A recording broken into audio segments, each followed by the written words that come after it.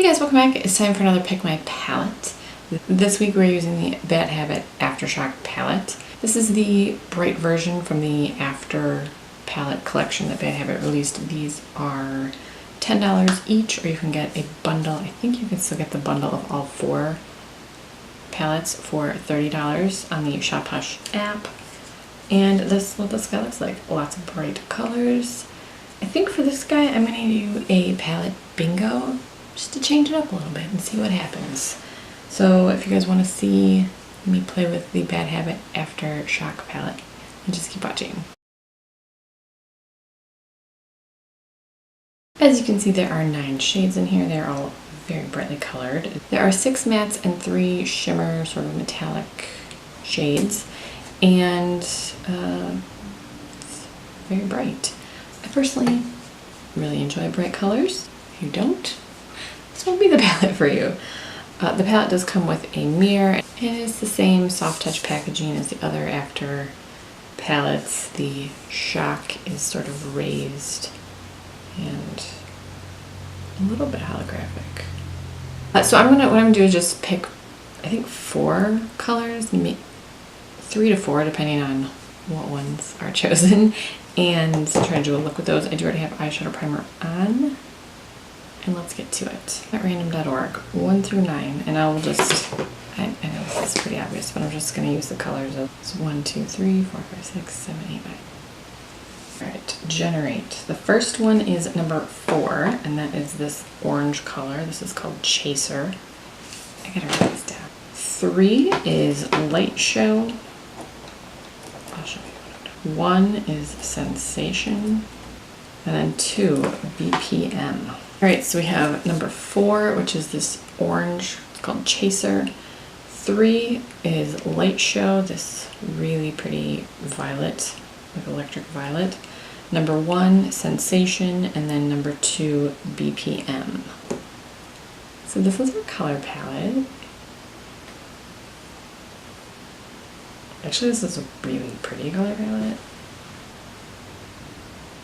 I'm gonna look like Lisa Frank up in this piece. I think I'm gonna grab an eyeshadow base because I have used this palette a few times and I really want the bright colors to look bright and vivid. So I'm gonna grab my NYX Jumbo Pencil in Milk just to ensure that. Hello. I'm just gonna put Chaser all over the lid.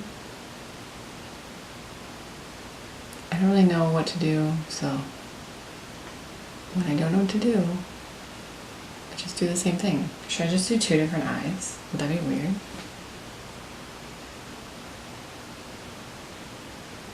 Would that be weird? I kind of want to do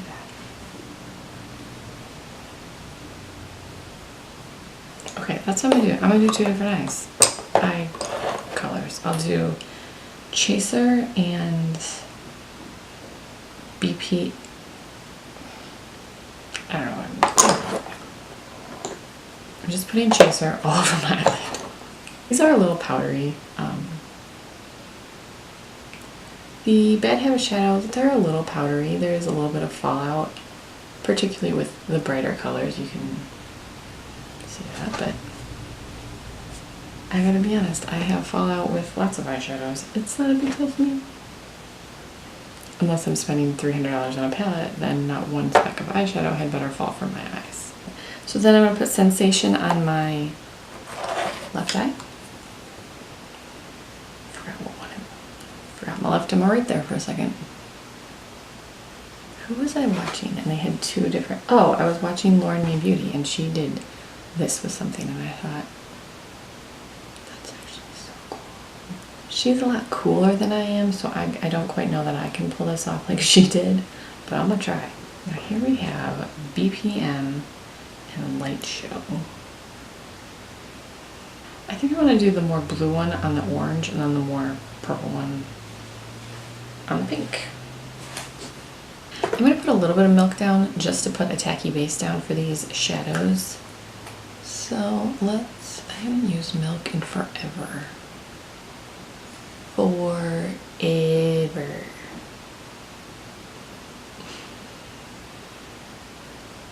If I had been thinking this through, I would have done one eye first I'm gonna take just like a old brush. What did I say I'm doing? Light show on the orange, and I'm gonna put light show on this.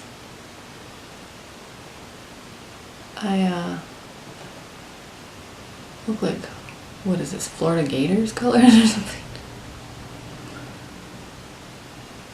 Ooh, I really like that on that white base. I have used these shadows on their own before. You do have to use a setting spray or some sort of like mixing medium to bring out their intensity. You do have to either use a sticky base or a color tattoo shadow, something like that, to ensure that they are as vivid as you really want them to be. Oh no, okay, and now I gotta put BPM on my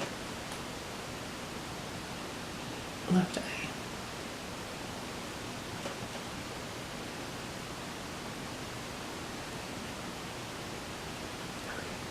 I don't think I'm cool enough for this, but I kind of like it. And I'll blend a little more sensation up in there.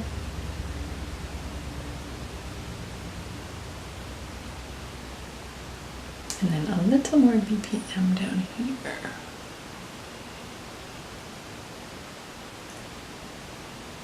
I always forget to wear eyeshadow bases because I'm lazy.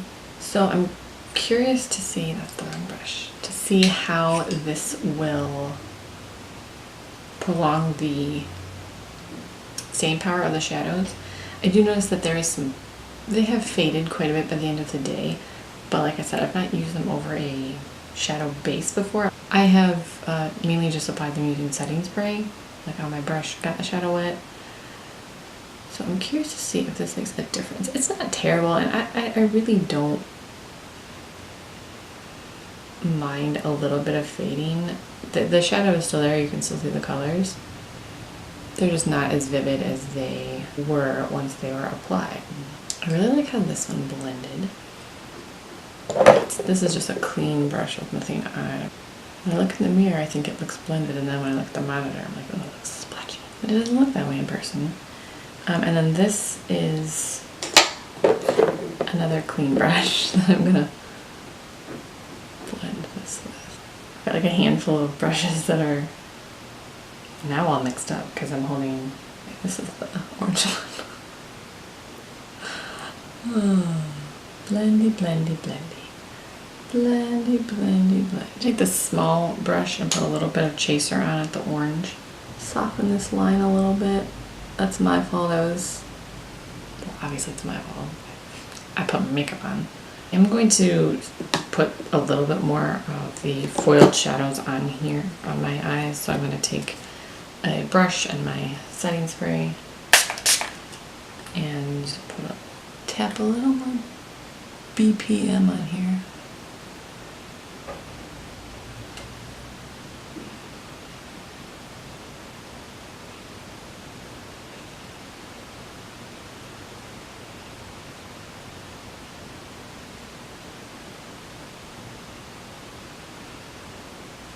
I have two little smudgy brushes. And I'm gonna put the purple a little bit over here and then a little bit of blue on here to like meld it all together. That's legit, right?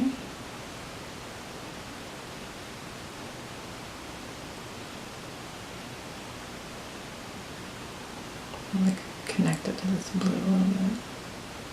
And then I'm gonna do the same thing with the light show under here. This looks weird to me. I don't know.